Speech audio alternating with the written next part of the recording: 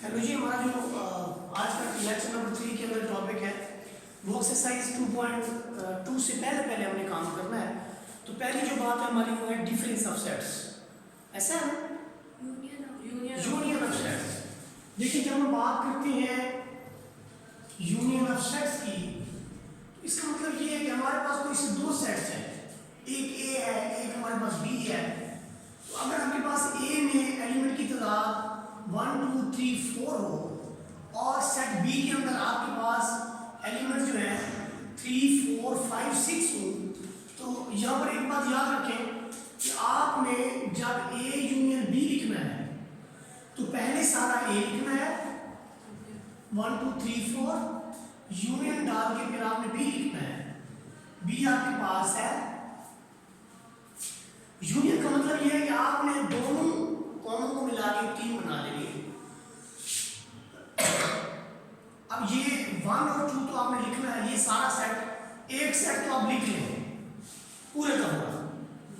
अब इसमें से देखिए कौन सा इसमें है 3 4, तो ये दोबारा नहीं लिखा जा सकता, ये तो अपनी सीट ले चुका। बाकी क्या रह गए 5 6। तो ये हमारे पास है ए यूनियन बी। अगर हम B union A find out करें तो बड़ी छोटी क्लास में आपने पढ़ा है कि इसका भी यही रिजल्ट आता है। पढ़ा हुआ है ना आप लोगों ने, इसके ज्यादा टाइम नहीं लेना हमने। इसका मतलब ये हुआ, मैं अगर कहूं कि ये 1 है, ये 2 है, तो इट मींस बाय 1 एंड 2, 1 और 2 से हमें क्या मिलेगा कि A union B, this is equal to B union A. And what is this, what this called, कौन सी ये प्रॉपर्टी है, कम्यूटेटिव प्रॉपर्टी है। अब कम्यूटेटिव प्रॉपर्टी की जब पर बात आएगी, ये तो दो सेट्स के दरमियान है, ये यूनियन ऑफ सेट्स के दरमियान में है। यही चीज अगर आपके पास रियल नंबर में आएगी तो आप लिखेंगे a plus B is equal to B plus A B is equal to B A, where a comma b are real numbers. यही रैशनल नंबर्स की भी प्रॉपर्टीज है। This is commutative with respect to addition. This is commutative with respect to multiplication. You know very well, if there are two elements and nothing is between them, तो आप देखिए ये मेरा हाथ है, ये white board है। What is this? This is cross multiplication. अगर दो एलिमेंट्स के दरमियान कोई साइन नहीं है तो it means there is multiplication. So this is commutative law under multiplication, this is commutative law under addition of real number, real number क्या, और यहाँ पर हमारे पास है commutative property of union, यानी union of sets। तो अब हम बात करते हैं, यही प्रॉपर्टी हमें इंटरसेक्शन में भी मिलेगी। यानी अगर दोनों सेट्स की हम इंटरसेक्शन की बात करें तो बड़ा ही सिंपल है कि यहाँ पर आप यूनियन की जगह इंटरसेक्शन लगा दें, और इन दोनों सेट्स का जब हम इंटरसेक्शन लेंगे तो इंटरसेक्शन का मतलब क्या है, the elements that are appearing in both the sets, ऐसे एलिमेंट जो दोनों में हैं वो आपका क्या हो जाएगा। और आपको ये भी पता है कि फिर आपका ए बी इंटरसेक्शन ये भी क्या होगा, यही एलिमेंट्स होंगे 3 4। तो इसका मतलब क्या हुआ कि हमारे पास A intersection B, this is equal to B intersection A के इक्वल होगा। समझ रहे हैं आप?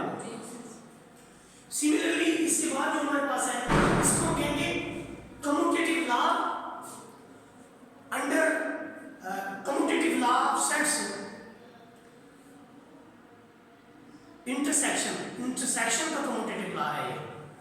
इसके बाद जो नेक्स्ट है हमारे पास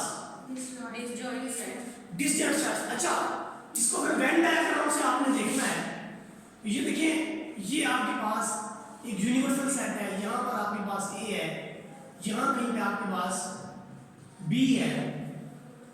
तो ये जो क्वेश्चन है आपका, ये ए इंटरसेक्शन बी है। उसके बाद क्या है, डिसजॉइंट सेट्स है, और ये हमारे पास आया क्या है 3 4 आया यहाँ। डिसजॉइंट सेट्स हैं इसके बाद। तो डिसजॉइंट सेट्स जो है उनको ग्राफिकली अब कैसे देखेंगे, ये देखिए, ये सेट आपके पास, फर्ज करें कि एक सेट आपके पास ए है, दूसरा सेट आपके पास बी है। तो यहां पर आपको ए इंटरसेक्शन बी कुछ नजर आ रहा है? नो। जहां पर A intersection B is empty, then A and B are disjoint. तो हम कहेंगे कि ए और बी डिसजॉइंट है। समझ आइए बात को? क्योंकि इनके दरम्यान में कोई भी एलिमेंट कॉमन नहीं होता। ओके हो गया? मतलब मैं अगर कहूं ए सेट ये है और बी हमारे पास है 4 5 6, तो आप देखिए अब जो आपके पास है ये सारे का सारा इसके अंदर देखें, ये इस टॉपिक को फुलफिल करता है कि A intersection B is nothing, so A and B are disjoint. इसके बाद ओवरलैपिंग सेट होगा। अच्छा, ओवरलैपिंग सेट्स का क्या मसला है? ओवरलैपिंग ऐसे है जैसे अभी थोड़ी देर पहले हमने काम किया कि 3 4, यानी जब हमने ए इंटरसेक्शन बी लिया तो हमारे पास दो एलिमेंट आए ना। यानी इसका मतलब ये हुआ कि अगर आपके पास A intersection B is non empty, अगर A intersection B non empty आता है तो उस सेंस में हम कहेंगे कि A and B are overlapping. Double B है या सिंगल बी है, जो भी है देख ले। इसके बाद देखिए ओवरलैपिंग की बात क्या है? Complement of set. ये कल मैंने आपको बताया था कि सेट के कंप्लीमेंट का मतलब ये होता है, देखिए जब हम कंप्लीमेंट ऑफ सेट की बात करते हैं तो सबसे पहले यूनिवर्सल सेट को डिफाइन करेंगे। एक यू होगा, ये जो यूनिवर्सल सेट है ना, इसे अमूमन हम इसके रेक्टेंगल की फॉर्म में लिखते हैं। यूनिवर्सल सेट को अमूमन हम रेक्टेंगल की फॉर्म में लिखते हैं और उसके जो सबसेट्स हैं उन्हें सर्कल की फॉर्म में लिख लेते हैं। तो यहाँ पर यूनिवर्सल सेट जो है वो ये वाला है।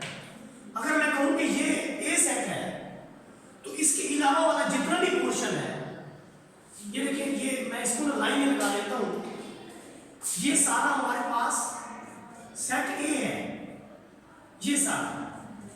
तो इसके अलावा जितना भी पोर्शन बच गया है वो सारे का सारा ए कंप्लीमेंट है। क्या है? सारे का सारा ए कंप्लीमेंट है।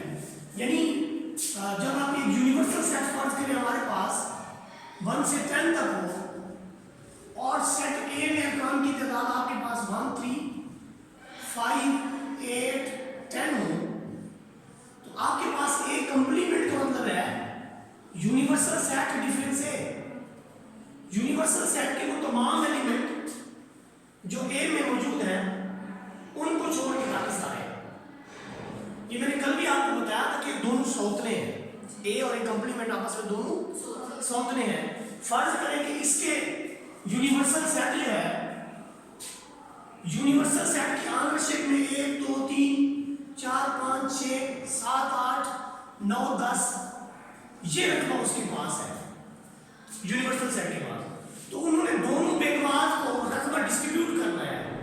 उसमें से देखिए जो बेगम ए साहिबा है उसके पास किला नंबर 1 है, ये देखिए, इसको मैं ब्लू से सर्कल कर देता हूँ। किला नंबर 1 है, किला नंबर 3 है, फिर किला नंबर 5 भी इसी में रखा हुआ है, 8 इसी के पास है, फिर 10 इसी के पास है। तो जो आपके पास ए का कंप्लीमेंट होगा वो होगा यूनिवर्सल सेट डिफरेंस ए। तो जो इसमें से बाकी बच गए हैं वो ए का कंप्लीमेंट है। कौन कौन से है? 2 4 6 7 9, ये ए का कंप्लीमेंट है। समझ आई बात की? यानी पहले जो न्यू बेगम साहिबा ए वो ले लेगी मनपसंद के किला नंबर, जो बाकी बच जाएंगे वो दूसरी के, जो यानी पहले से है। अब देखिए इसके अंदर तो मजीद हमारा यानी एक कंप्लीमेंट का कंसेप्ट क्लियर हुआ। यहाँ पर मैं आपको दो बातें बड़ी इंपॉर्टेंट बताता चलूं। वो क्या है कि अगर आप इन दोनों का ले यूनियन ले तो सारे के सारे एलिमेंट आ जाएंगे। देखिए सारे आ जाएंगे ना।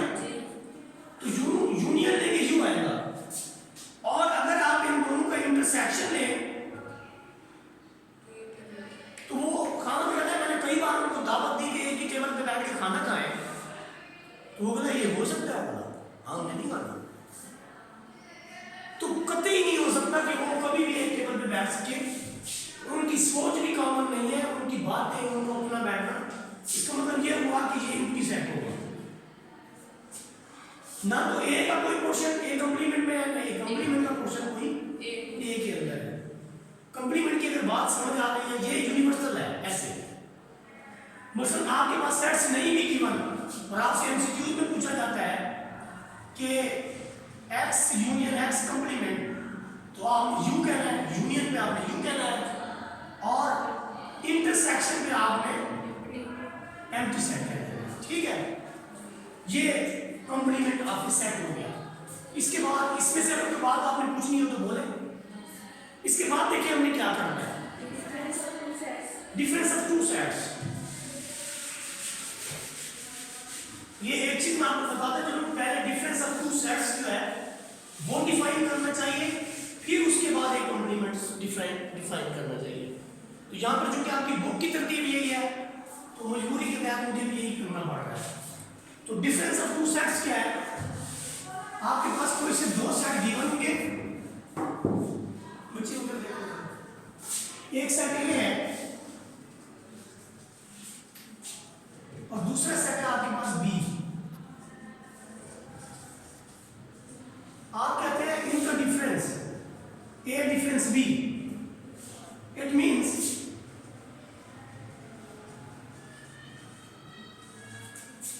इसका ये कतई मतलब नहीं है कि आपने इसमें से सब्ट्रैक्ट कर देना है। आप इनको ऐसा भी लिख सकते हैं, ऐसे ऐसे, लेकिन अगर आप ये लिखें तो ज्यादा सुटेबल है। इसका मतलब ये है कि जो सेट पहले आया है, जो सेट पहले आया है उसके वो वाले एलिमेंट जो इसमें ना हो, वो कौन कौन से हैं? ए और बी।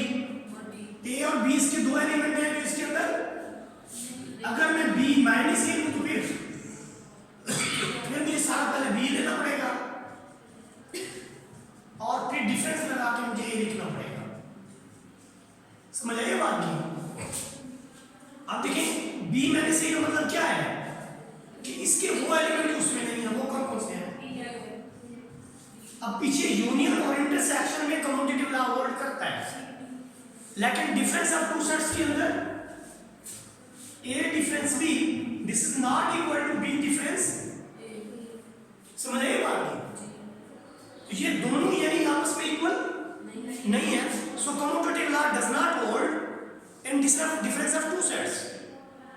बेटा मेरी बात समझिए आप? ये सेंटेंस मैंने बोल दिया है, ऑब्जेक्टिव में आ जाए तो याद कीजिएगा। डिफरेंस ऑफ टू सेट्स के बाद क्या चीज है? Venn diagram. Okay, Venn diagram की कोई मुश्किल नहीं होती, आप उसके अंदर बोले क्या चीज इंडिकेट करनी है हमने। वेन डायग्राम जो होती है, ये अभी जैसे हमने बनाया है, बुक के ऊपर देखिए आप,